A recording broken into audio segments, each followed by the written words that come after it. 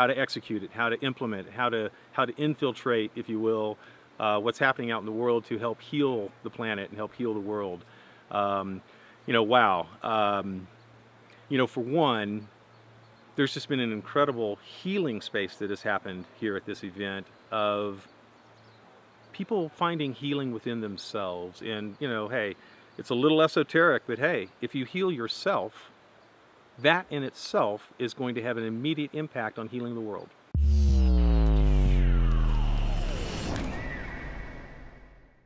I am Scott Price, and why I'm here is that my whole life has been involved in selling the highest quality food available. Had a career with Whole Foods, been doing consulting in the industry for the last 9 years, and I just believe in having the highest quality food for people to eat. That's what nourishes our body, that's what gives us energy, that's what's going to optimize our health, our energy, our relations, not just with our own body, but with other folks, with nature, the holistic perspective of really being in tune with nature by eating the highest quality foods. One of the companies I worked with when I left Whole Foods was Vital Farms, which is a great story because they were basically the first nationwide distributed pasture-raised egg, and they're eating bugs, grubs, worms, and enriching their diet with nature, which of course makes a nice dark orange yolk color.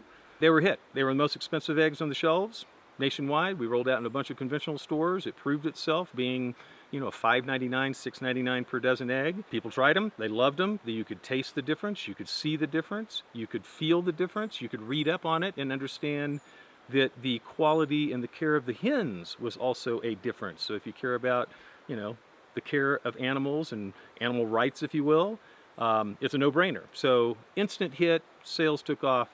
Took them to over 40 million in sales, in annual revenue in about 6 years. So that's a great example of a high quality product resonating with the masses. So just in general, high quality food, you just want to know the sources of where it comes from, and you want it to be non-processed. Look for the highest quality food. It's going to change your life. When you look at, communities, neighborhoods, city governments, state governments, national governments, there's certainly opportunity there. It's a more of a long-range plan. There's definitely a movement for holistic-minded folks to get more involved in politics, to get more involved at every level, from city council to mayor to state government positions to even national government positions. So that obviously is a grand opportunity, especially in light of the current political climate, which is very polarized. Unraveling the polarity is really the goal here. And it really comes down to being centered and having conversations with everyone, with both sides, and to have balanced conversations and to allow the time to actually listen to the other side. And that's kind of what's missing in today's politics, is that each side is just not listening to the other side, and they're blaming and they're pointing fingers, and it's just this pendulum going back and forth, and it's going to go to nowhere. So we gotta pull ourselves up out of that and create a one nation. You're going to be hearing about one nation as a political party. When it comes down to it, love heals all, right? And that's a cliche term, but there's obviously a lot of truth to that, and it does come back to us being whole beings and coming from the perspective that we are all connected. We are all part of the same universe, of the same energy, whatever you want to call that, lots of names for it, your choice, right? Multiple choice, it all means the same. And when our consciousness can come from that perspective, and we can engage in conversations with others from that perspective, it's going to change the conversations. And it's going to change the conversations to the better, and lots of things are going to happen. It is going to revolutionize everything. Freedom culture, to me, simply means that individuals have sovereignty in their life.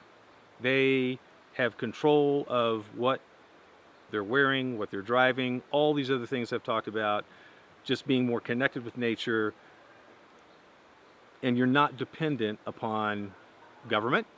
You're not dependent upon your city. You're not dependent upon I mean, neighbors could be an interesting conversation just because it's all about, somebody has a mower and the whole neighborhood uses it. Somebody has a tractor, the whole neighborhood uses it. And there's only one instead of everybody having the same tractor or the same mower. We have a lot of efficiencies to gain in that respect. But, freedom culture is just being able to choose your life and to be able to have control of your life. And we're going to see that. I mean, that is happening more and more. More and more people are becoming more independent in how they're thinking, how they're setting up their own businesses, how they're relating to business and commerce. And it only makes sense because it's so important to own who you are and what you're doing in the world. And freedom culture is very much a part of that.